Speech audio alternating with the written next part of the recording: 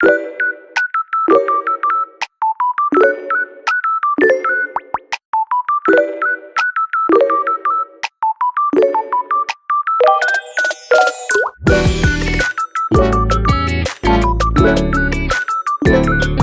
back, boxing fans, to another great show with Sean on Boxing. Do you ever notice that some people just continue to beat a dead horse on YouTube, on social media, on X consistently? I mean, the whole point of having an opinion is that it's an opinion. Everybody's entitled to a different opinion. But the problem is you find a certain group of people, certain individuals that just cannot comprehend the premise that people are going to have a different opinion than them. Yet they talk about how having their own opinion is perfectly fine and valid, but yet they don't want to give other people the same opportunity to express themselves. You may disagree with someone's opinion, and that's fine. When we look at most of these pound for pound lists, it's generally the same 12 people that are on almost every single list, right? So in truth, people are really not arguing about anything concrete or significant, right? The real drama is about, politics, really. Really for them, they want to have somebody that represents them in the number one position. And anything below the number one position, they don't really care so much about as long as they have representation, right? And this is just the mind-boggling aspect. Because the truth is, right now, currently, you have three incredible boxers. And why do we need to pick and choose, hate on some to justify others, try to find ways to discredit and downplay certain individuals just so that we can build up and hype up other individuals? Like, the pound for pound list is not a long-term fucking list. It's not a Hall of Fame, right?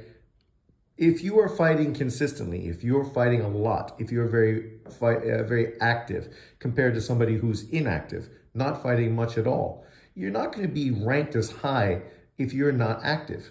If you're literally not doing anything in the sport of boxing, you're going to gradually fall from the position you have on a pound for pound list. I know I use this analogy all the time, but I use it because it holds true. When you look at pound for pounds for the NBA and which team is the best team in the league at that time, according to reporters and pundits, pound for pound list, they're not talking about overall record, because that doesn't necessarily mean at this time you're the best team. I mean, over the season, you've put up the best numbers, but at this particular month or week or whatever they use to determine their pound for pound list, you may not be playing well at all. You might have lost all 4 games over that period of time. So other teams are going to obviously go past you, right?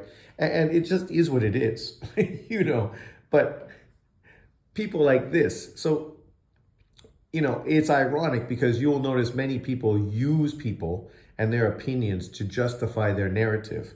Yet, ironically enough, these people will then disagree and call these people racist and biased when their opinion contradicts them, right? Because this is how false they are.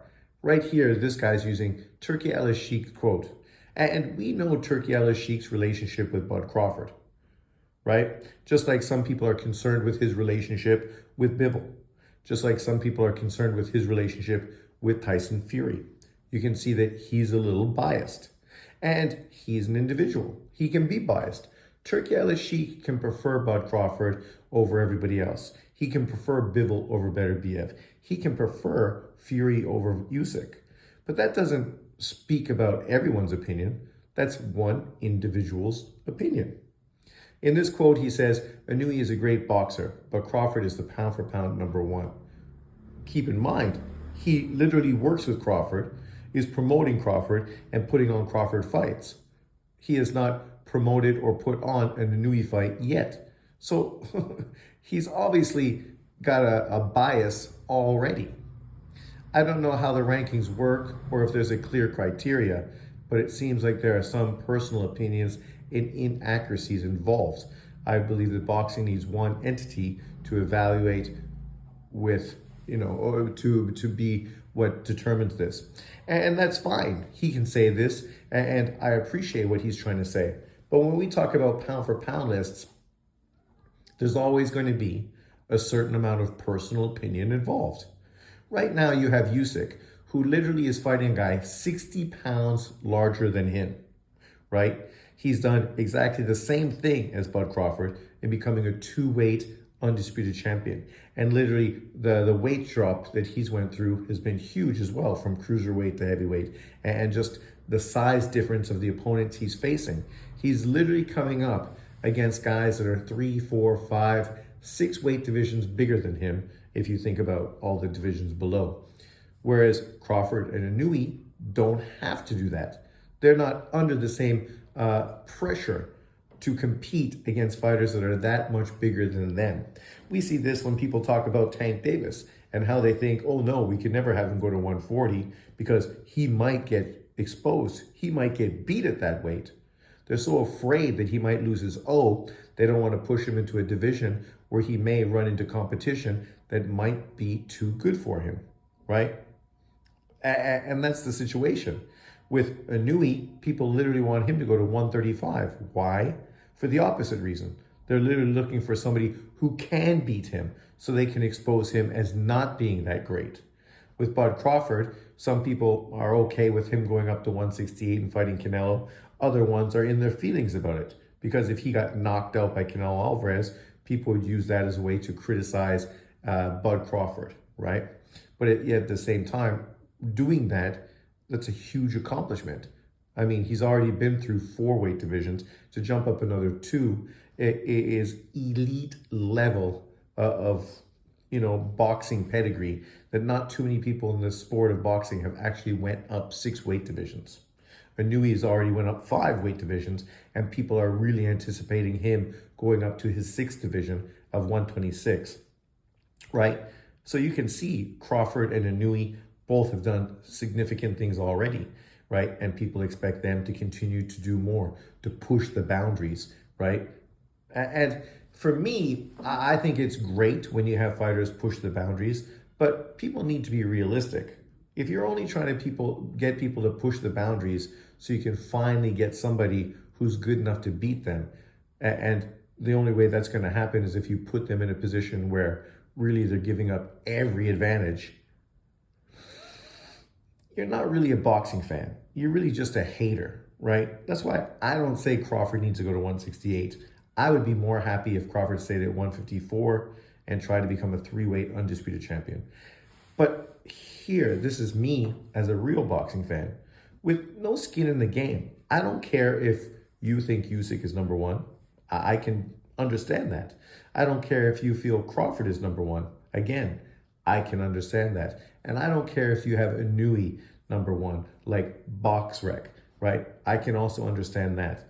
They're easily the 3 best fighters in boxing today. Underneath of them, you have obviously Beterbiev, Bivol, Canelo, Bam Rodriguez, and Tank Davis. I think they're at that next level below those other 3 fighters. Some people will say Tank doesn't even deserve to be there, but they're being a little hypercritical. Obviously, we'd want to see him against better competition, but we still have to give him his flowers for the dominance that he's showing in his divisions, even though it's not necessarily against the elite opponents that are really going to sort of push him to that next level. And that's what people want to see.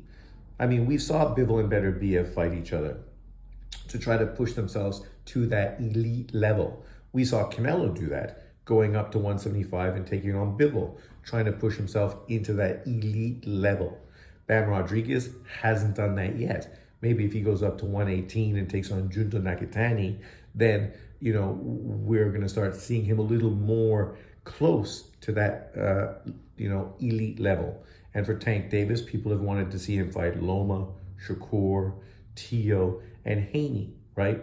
Real high-level opponents, so we could see how dominant he is against that level of opponent to push him to that next level.